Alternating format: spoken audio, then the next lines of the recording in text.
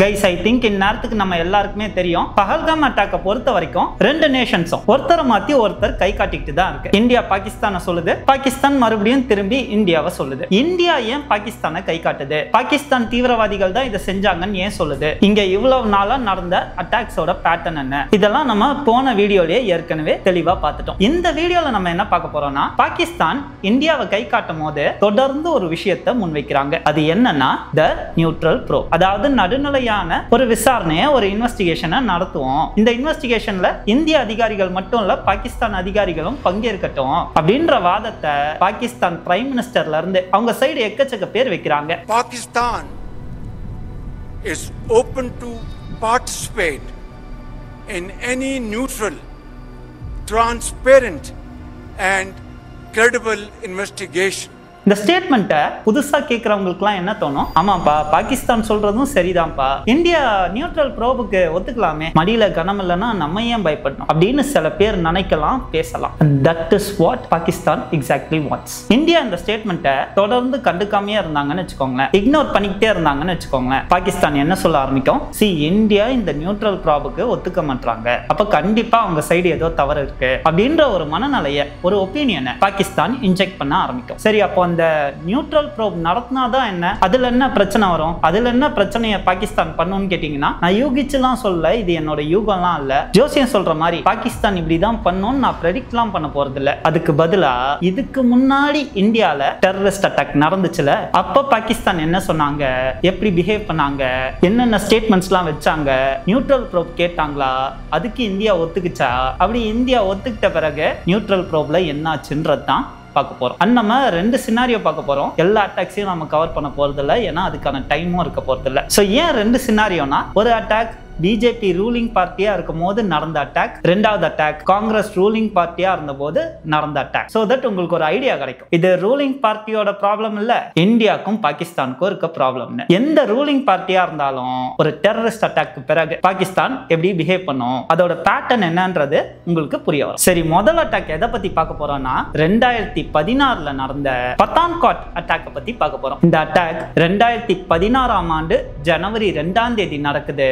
பத்தான்கோட்டோட ஏர்பேஸ்லயே நடக்குது. இந்தியன் ஏர்பேஸ்குள்ளேயே தீவிரவாதிகள் நுழையறாங்க. இந்த அட்டாக்ல நம்ம நாட்டோட செக்யூரிட்டி போர்சஸ் சேர்ந்த 7 பேர் இறக்குறாங்க. முதல்ல இந்த அட்டாக் நடந்த காலகட்டத்தில் என்ன மாதிரியான ஒரு அரசியல் சூழல் இந்தியாவுக்கும் பாகிஸ்தானுக்கும் மத்தியில் நிலவச்சுன்றத பார்க்கணும். அப்போ இந்தியாவோட பிரதமர் மோடி முதல் முறையா அவர் பதவி ஏற்றிருக்காரு, அவரோட ஃபர்ஸ்ட் டர்ம் அது. அந்த பக்கம் பாகிஸ்தானோட பிரைம் மினிஸ்டர் யாருன்னு பாத்தீங்கன்னா நவாஸ் ஷெரீப். நவாஸ் ஷெரீப் இந்தியாவோட நட்புறவு கொள்ள நிறைய முயற்சி செஞ்ச காலகட்டம் அது. So while Prime Minister Narendra Modi was there in that lobby, in that corridor to enter the conference hall, that is where Prime Minister Narendra Modi met Pakistan Prime Minister Nawaz Sharif. We are yet to get the critical details whether they actually sat down in the lobby to exchange two pleasantries. Those are the visuals we are putting out right now, Aditi. They did sit down. It was a closed one-on-one chat which they have had. They're sitting and deliberating whether it is mere optics or whether there was something significant that was discussed, because the discussion is very, very animated between the two leaders. நீங்களே Nawaz Sharif and மோடின்னு இன்டர்நெட்ல search பண்ணி பாருங்க, யூடியூப்ல search பண்ணி பாருங்க, எக்கச்சக்க meeting videos உங்களுக்கு கிடைக்கும். இப்போ மீடியாலாம் இந்தியா பாகிஸ்தானுக்கு நடுவுல போர் பதட்டம் நிலவுதுன்னு போரை பத்தியே பேசிட்டு இருக்குல்ல. ஆனா ஒரு 10 வருஷத்துக்கு முன்னாடி 2015 there is new hope, India பாகிஸ்தானுக்கு நடுவுல சமாதானம் நிலவ, அமைதி நிலவ, நம்பிக்கை பிறந்துட்டு இருக்கு, ஹோப் இருக்குன்னு இதே மீடியா பேசின காலகட்டம் அது. In terms of the occasion, in terms of the imagery, it's always special when there is a Pakistani Prime Minister in India, and so this is going to be one way or the other, irrespective of what is finally achieved, a very, very important visit. So many people in Pakistan will be watching this, and Nawaz Sharif has clearly taken a leap of faith in coming to India. Nawaz Sharif ஏன் இந்தியாவோட நட்புறவு கொள்ள அந்த காலகட்டத்தில் அவ்வளவு try பண்றாருன்னா, அவருக்கு அந்த சமயத்துல நல்லா தெரிஞ்சது பாகிஸ்தானோட ஐஎஸ்ஐயும் ஆர்மியும் தீவிரவாதிகளை ட்ரெயின் பண்ணிக்கிட்டே இருந்தா அது பாகிஸ்தானை ஐசோலேட் ஆகும். ஏன்னா குளோபலைசேஷனுக்கு பிறகு ட்ரேடு தான் மேட்ரே. நீ எவ்வளவு வேணா நியூக்ளியர் மிசைல்ஸ் வச்சுக்கோ, எத்தனை பீரங்கி எத்தனை ஃபைட்டர் ஜெட் வேணா வாங்கி வச்சுக்க, உன்னோட நாடால ஒழுங்கான வர்த்தகத்தை குளோபல் ட்ரேட பண்ண முடியலன்னா கடைசி வரைக்கும் நீ ஏழ்மையான நாடா தான் இருக்கணும், உன் தலையெழுத்தை மாத்தவே முடியாது. அதனால அதனாலதான் இன்னைக்கு அமெரிக்காவும் சைனாவும் துப்பாக்கியாலையும் குண்டுகளாலையும் சண்டை போடாம வர்த்தக போர் பண்ணிட்டு இருக்காங்க. ஏன்னா ஒரு நாட்டோட வர்த்தகத்தை முடக்கினா அந்த நாட்டோட வளர்ச்சியை முடக்கிற மாதிரி. சோ ஆப்வியஸா பாகிஸ்தான் மட்டும் இந்த உலகத்துல இருந்து தனித்து இயங்கி ஏழ்மையில இருந்து மீண்டு வந்துட முடியாது. அது நவாஸ் ஷெரீஃப்க்கு கிளியரா புரிஞ்சது. அண்ட் இந்த டெரரிசம் கம்ப்ளீட்டா பாகிஸ்தானை விட்டு போற வரைக்கும் நாம இந்த உலகத்துல தனிமை தான் படுத்தப்படுவோன்ற அறிவு நவாஸ் ஷெரீஃப்க்கு இருந்துச்சு. சோ அதனால தொடர்ந்து அவரு இந்தியாவோட நட்புறவு பாராட்ட விரும்பினாரு. இது எந்த அளவுக்கு போச்சுன்னா 2015ஆம் ஆண்டு டிசம்பர் 25ஆம் தேதி நரேந்திர மோடி அவர்கள் பாகிஸ்தானுக்கு போறாரு. நவாஸ் ஷெரீஃபை மீட் பண்றாரு. எதுக்கு? அவரோட பிறந்த நாளுக்காக போறாரு. நவாஸ் ஷெரீஃபோட பேத்தி கல்யாணத்துக்காக போறாரு.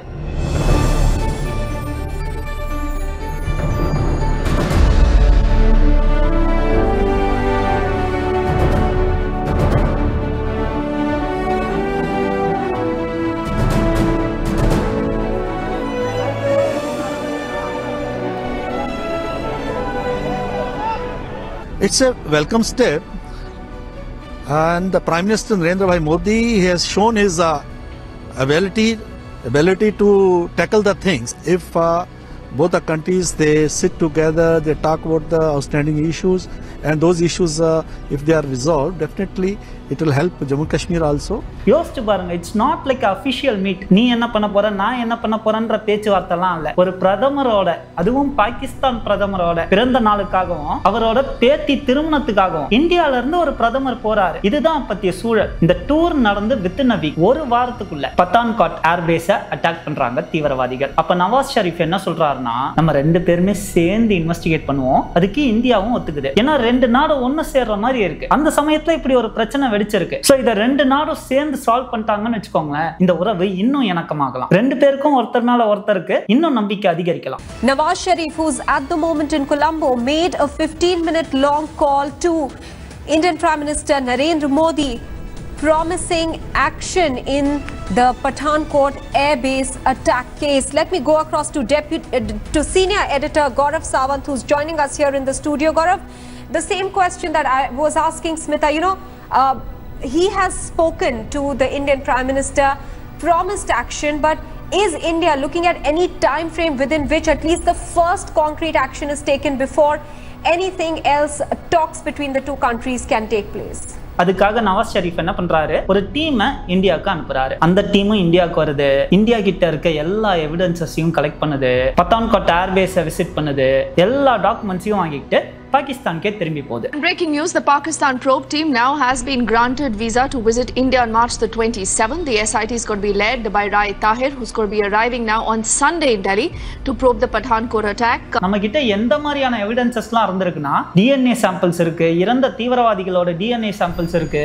ஒரு தீவிரவாதி வந்து பாகிஸ்தான்ல இருக்க அவங்க அம்மாக்கு கால் பண்ணியிருக்கான், அந்த கால் ரெக்கார்ட்ஸ் இருக்கு. இந்த மாதிரி எக்கச்சக்க எவிடன்சஸை இவங்க எல்லாரும் பாகிஸ்தானி தீவிரவாதிகள் தான்ற எவிடன்சஸை நம்ம பாகிஸ்தான் அபிஷியல்ஸ்க்கு சப்மிட் பண்றோம். பாகிஸ்தான் அபிஷியல்ஸ் என்ன பண்றாங்க, அங்க போன பிறகு ஒரு எஃப்ஐஆர் போடுறாங்க. அது மட்டும் இல்ல, நவாஸ் ஷெரீஃப் இன்னொரு உத்தரவாதம் என்ன சொல்றாருன்னா, நீங்க பத்தான்காட் மட்டும் இல்ல, 2008ல தாஜ் அட்டாக் நடந்துச்சுல, அதுக்கான எவிடன்சஸும் கொடுங்க. நாங்க அந்த தீவிரவாதிகளையும் பிடிக்கிறோம், அந்த தீவிரவாத கும்பலையும் அழிக்கிறோம், ஜஸ்டிஸ் வாங்கி தரோம் அப்படின்னு சொல்றாங்க. So it looks like trustworthy. பரவாயில்லப்பா, பாகிஸ்தான் கவர்மெண்ட் என்ன சொல்லுது, இந்த அட்டாக் மட்டும் இல்ல, 8 வருஷத்துக்கு முன்னாடி நடந்த அட்டாக்கும் நாங்க நியாயம் வாங்கி தரோம், அந்த தீவிரவாத கும்பலையும் நாங்க பிடிக்கிறோம்னு சொல்லுது. சோ நம்ம ஏன் இதை ட்ரை பண்ணக்கூடாதுன்றதுதான் அப்பத்திய கவர்மெண்டோட தாட். அந்த இன்வெஸ்டிகேஷன்ல என்ன ஆச்சுன்னு நம்ம இன்னும் கொஞ்ச நேரத்துல பார்ப்போம். அதுக்கு முன்னாடி இன்னொரு அட்டாக்கை பத்தி பேசுவோம். அப்ப இருந்த சூழலை பத்தியும் பேசுவோம், அரசியல் சூழலை பத்தியும் பேசுவோம். இந்த அட்டாக் 2008ல நடக்குது, மும்பை தாஜ் அட்டாக். நவம்பர் 26ஆம் தேதி இந்த வருஷத்தோட முடிவுல இந்த அட்டாக் நடக்குது. இந்த அட்டாக்ல கிட்டத்தட்ட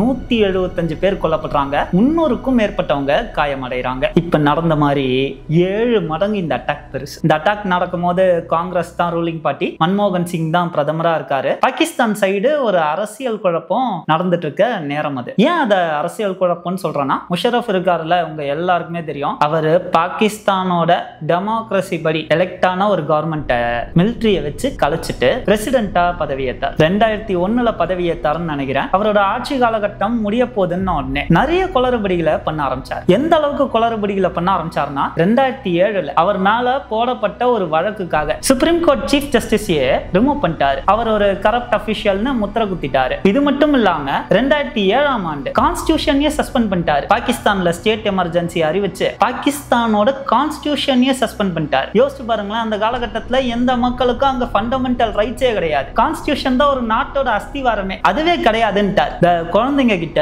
பொம்மையை கொடுத்தா உடைச்சு விளையாடும் தெரியுமா, அந்த மாதிரி ஒரு அரசாங்கத்தை உடைச்சு விளையாடிட்டு இருந்த காலகட்டம் அது. 2007ல இதெல்லாம் நடந்துட்டு இருக்கு. 2008 ஆகஸ்ட் 18ஆம் தேதி அவரை ஒரு வழியா அவரோட போஸ்ட ரிசைன் பண்ண வச்சுட்டாங்க. ஆகஸ்ட் 18ஆம் தேதி ரிசைன் பண்ண அவரு அடுத்த 3 மாசத்துல நவம்பர் 23ஆம் தேதி பாகிஸ்தானை விட்டு எக்ஸைல் பண்றாரு. தப்பிச்சு ஓடுறாரு. எங்க போறாருன்னா லண்டன்ல போய் அடைக்கலம் தேடுறாரு. இவர் எக்ஸைல் ஆன அடுத்த 3 நாள்ல தான் நவம்பர் 26ஆம் தேதி தான் இந்த தாஜ் அட்டாக் ஆரம்பிக்குது. அப்பத்திய பாகிஸ்தான் பிரதமர் யாருன்னா யூசப் ராசா கிலானி. யூசப் கிலானி என்ன சொல்றாருன்னா இந்தியா பிளேம் கேம் ஆடுதுன்னு சொல்றாரு. யோசிச்சுக்கோங்க, இது காங்கிரஸ் ஆட்சியில இருக்கும் போதும் இதே ஸ்டேட்மெண்ட் தான் பாகிஸ்தானியர்கள் சொல்றாங்க. They have a very similar pattern. What are some of the groups that they have mentioned? One of them is Lashkar-e-Taiba. That's something that the media is...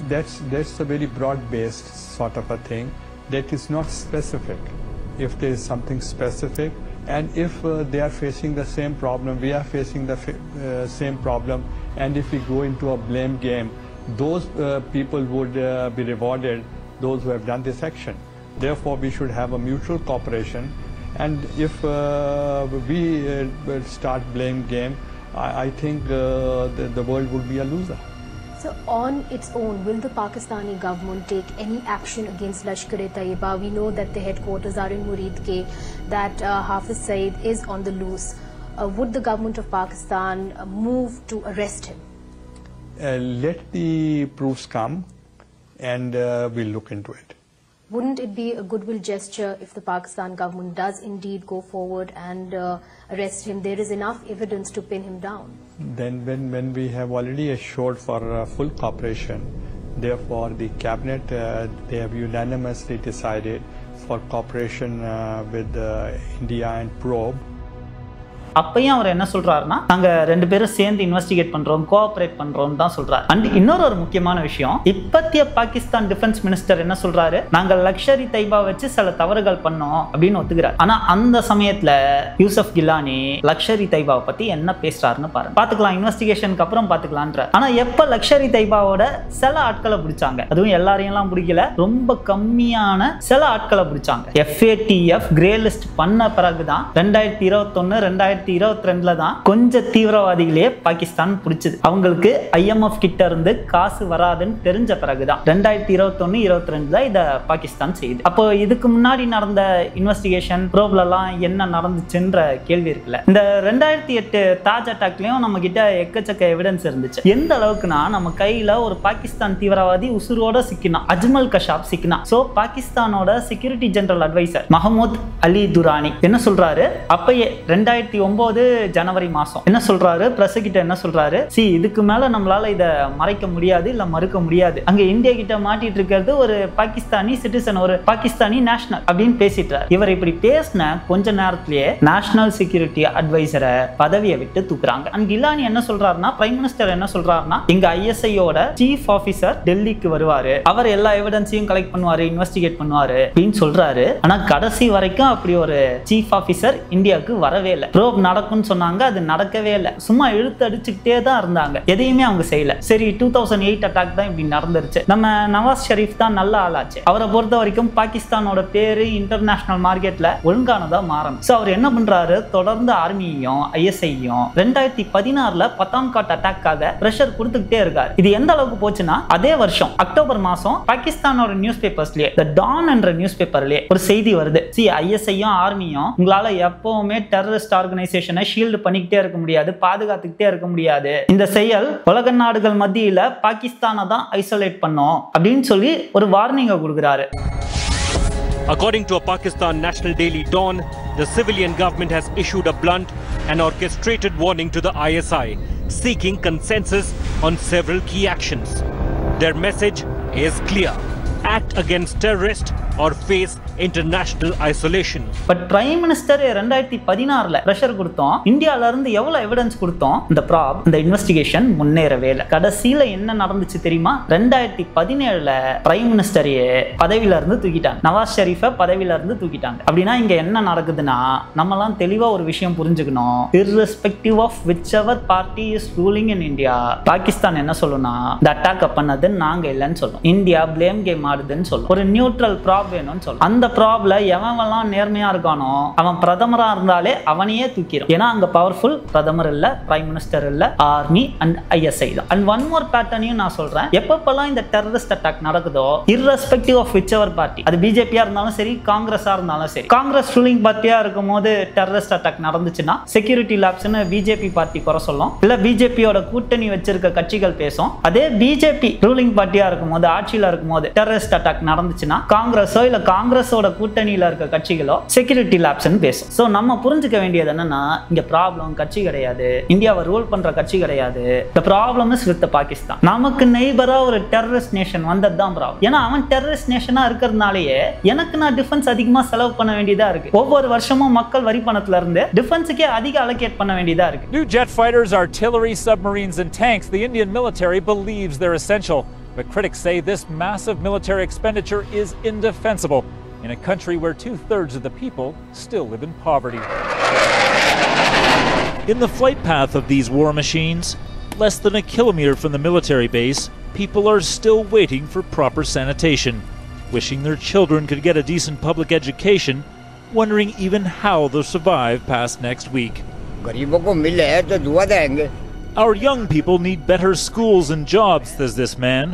ஏன்னா நான் அலோகேட் பண்ணலனா இவனோட தீவிரவாதிகள் வந்து என் நாட்டு பொதுமக்களை கொன்றுவாங்க. சோ ஐ திங்க் ஓரளவுக்கு இங்க என்ன ரெகுலரா நடந்துட்டு இருக்கு, என்ன பேட்டர்ன் நடந்துட்டு இருக்கு அப்படின்ற ஒரு ஐடியா உங்களுக்கு வந்திருக்கும்னு நம்புறோம். கூடிய சீக்கிரமே உங்களை வேற ஒரு வீடியோல வந்து சந்திக்கிறேன். நன்றி, வணக்கம்.